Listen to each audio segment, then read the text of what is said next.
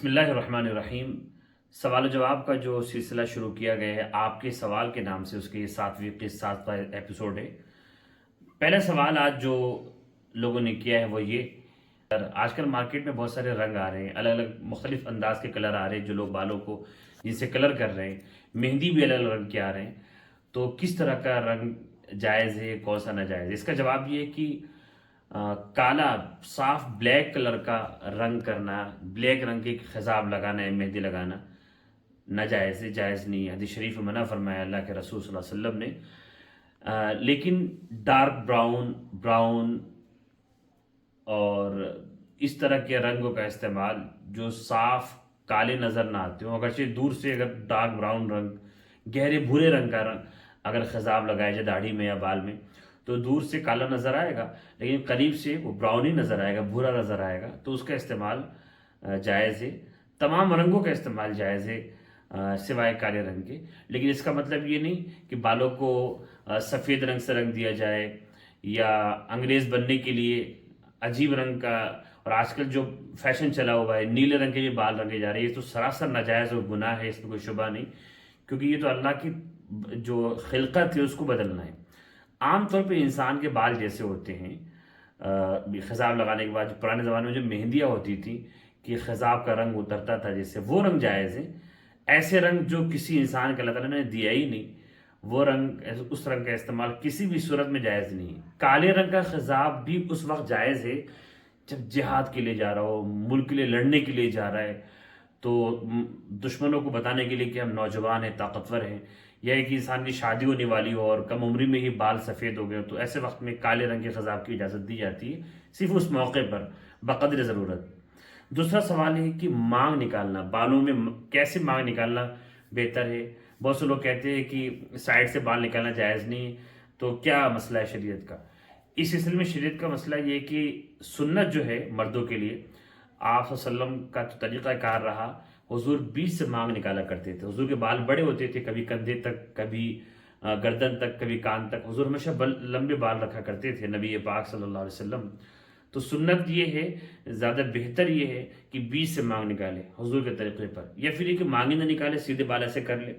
لیکن اگر سائڈ سے بھی مانگ نکالتا ہے، دائیں یا بائیں طرف سے، لیفٹ یا رائٹ سائڈ سے، تو جائز ہے، اس میں کوئی گناہ نہیں ہے، بشرطے کہ کسی فلمی اسٹار کی، جو دنیاوی لوگ ہیں ان کی مشابہت مقصود نہ ہو۔ حدیث شریف میں آتا ہے المرء مع من احب، انسان جس سے محبت کرتا ہے اسی کے ساتھ اٹھایا جائے گا حشر میں۔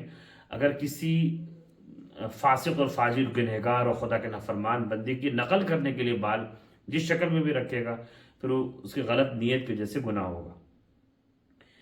تیسرا سوال بہت اہم ہے، وہ ہے طلاق کے بارے میں۔ بہت سارے سوال ہم لوگوں کے پاس آتے ہیں، ہر ہفتے تقریباً ایسے سوال آتے ہیں طلاق کو لے کر کے۔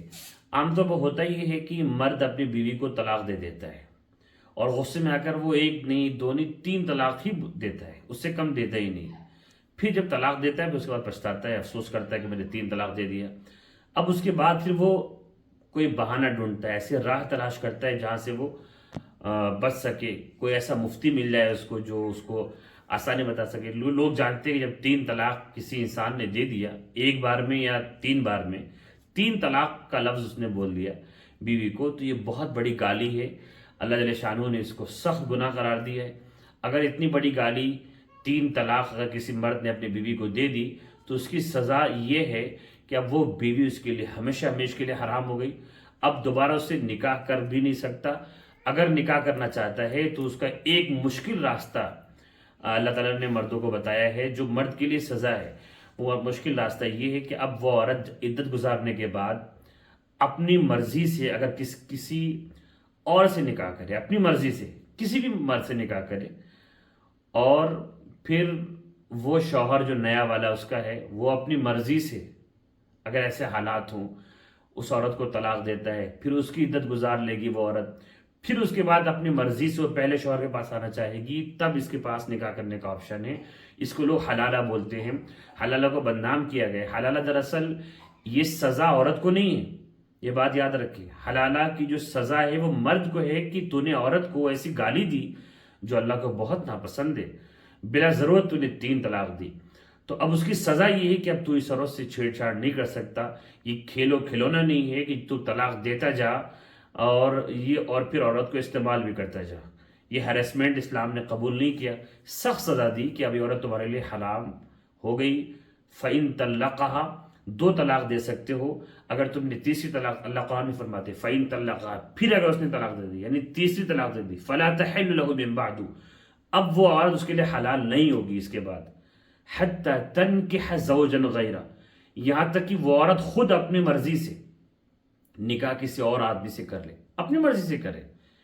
پھر وہ اگر دوسرا آدمی بھی اپنے مرضی سے اتفاق کے، جیسے طلاق یہاں پہ ہوا وہاں پر بھی طلاق ہو جائے، پھر اگر یہ آدمی چاہتا ہے پہلا شوہر اور وہ بیوی چاہتی ہے کہ ہم اسی پہلے شوہر کے پاس چلے جائیں، تو پھر نکاح کر کے اجازت ہے، ورنہ اجازت نہیں ہے۔ تو یہ بات یاد رکھیے، 3 طلاق 3 ہی طلاق ہوتی ہے۔ بہت سے لوگ یہ کہتے ہیں کہ میں نے غصے میں 3 طلاق دی تھی، نیت میرے نہیں تھی۔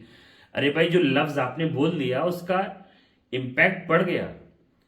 جو لوگ کہتے ہیں کہ 3 طلاق ایک بار میں جو دی جائے وہ 1 طلاق ہوتی ہے، وہ جھوٹے۔ 3 1 کیسے ہو سکتا ہے؟ جب 2 1 نہیں تو پھر 3 1 کیسے؟ 3 تو 3 ہے۔ 3 مہینے میں 3 طلاق دے گا تو 3 پڑے گی، ایک بار میں دے گا تو کیوں نہیں پڑے گی؟ 3 تماچے 3 دن مارے گا تو 3 تماچے، ایک بار مارے گا 3 تماچے نہیں ہیں۔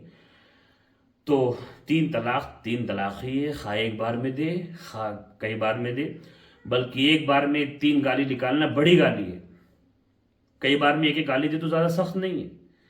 اس لیے ایک بار میں 3 طلاق ایک مجلس میں دیا تب بھی وہ 3 ہی طلاق ہے، اس نے جرم کیا، اس کو سزا ملنی چاہیے۔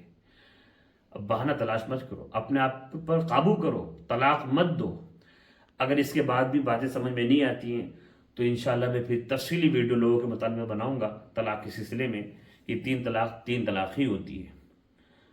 اللہ تعالیٰ ہم سب کو صحیح سمجھ عطا فرمائے، اور ان سوالات کے جوابات امید ہے کہ آپ کو سمجھ میں آگے ہوں گے آسانی کے ساتھ۔ السلام علیکم ورحمۃ اللہ وبرکاتہ۔